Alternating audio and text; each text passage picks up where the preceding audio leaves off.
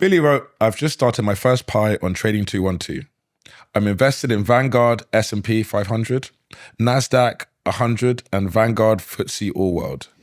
Is that diversified enough? I feel I could be missing out. Thanks for everything. Your free course has really helped me get to this point. I think, Billy, have you considered that you might be overlapping quite a lot there? So you've got the S&P 500, which is the top 500 companies in America, which is a lot of big tech businesses as well. The NASDAQ 100, a lot of big tech businesses. And then the Vanguard FTSE All World, which is the whole world, but 65% of it is going to America. I think if you looked at your portfolio allocation as a percentage, you're going to be about 80, 90% in the US market. So I actually think that you've, in an attempt to diversify, you might have overplaced chips on a single number. If you think about it like a roulette table, if you said, I'm going to put chips on the number 3, and then I'm going to bet in the first third, and I'm going to bet on the whole board, you end up putting loads on number 3. Yeah. You over bet on that number. So yeah, consider that. You've bought the world already, and then you've added in more America and then more tech in America. So yeah. And the free course is amazing. We'll link it below. But yeah, that I think, yeah, maybe try and find a way to look at the percentage splits. I think most people do this, don't they? They go, I can't decide whether I should have the S&P 500 or a global index, so I buy both. Yeah, I did the same thing. Yeah. And that's cool, but then he also did the NASDAQ 100. Yeah, even so more he's just super exposed to tech stuff. Yeah. So yeah, I did both because I'm like, I believe in America, but global gives me more. But by doing that, you're actually more doubly in America. Yeah. So you end up instead of 65% America, which is the way the market is structured at the minute, you end up say at 80% by going 50-50. And I think a lot of people miss that point. But because the S&P 500 has done so well in recent years, you know, that strategy has actually worked. But that's not through, it's not like people understood that was the case. It's just like you were eating both, you were eating from both. You just so happen to be, exposed well to that market. But yeah, it's again, it's, you know, if that's happened, if that's worked for you, great. But if you didn't know that was the case and you weren't making that decision consciously, well, you just kind of got lucky. And if it swings the other way, are you really going to understand why? And you're going to be like, well, hold on, why is my global index down that much, but my portfolio is down this much? Yeah. Overexposure.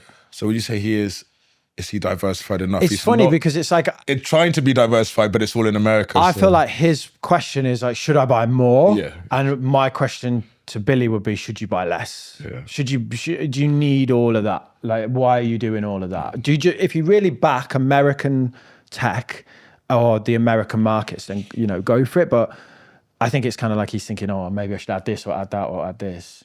The benefit of a world fund is that you get everything. So you're already just being in the world fund is diversified. Yeah, because, you know, you have company risk, which is if I buy an individual company, the risk is that things go wrong, like the fraud, the Enron thing that we were talking about before.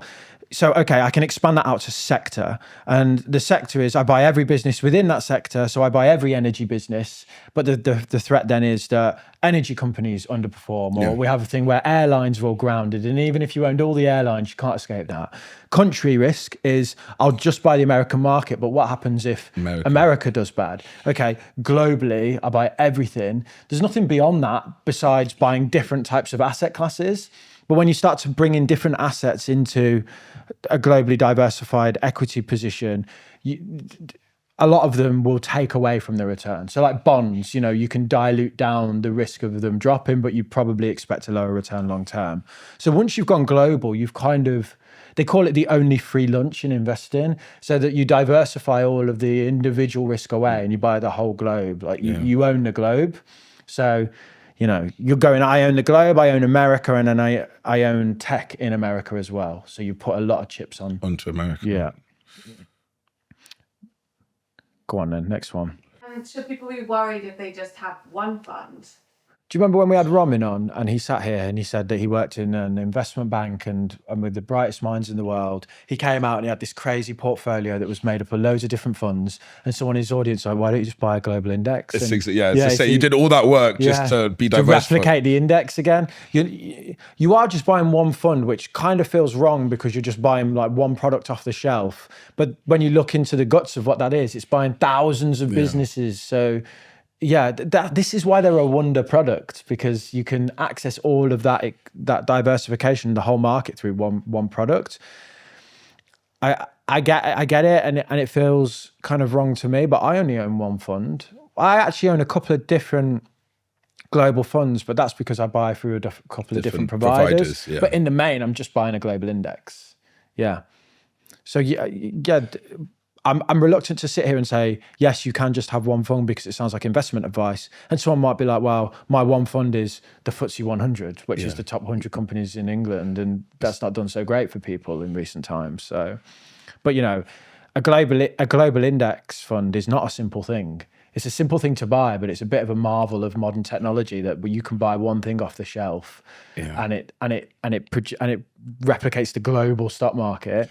It's kind of like, you know, those films in the past where they used to put like a little pill in the microwave and out pop a Sunday dinner. Yeah. You know, like just add water and it'd be like, boop.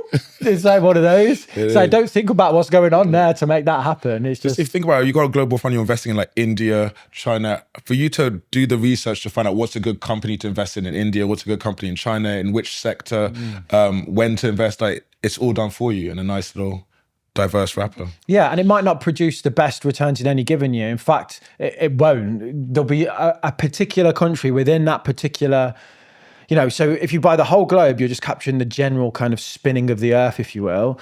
Every year there's going to be a country that wins, and every year the people who had that country will be like, I knew it. Yeah. But they're just kind of like the lucky ones. And for the longest time now, that's been America.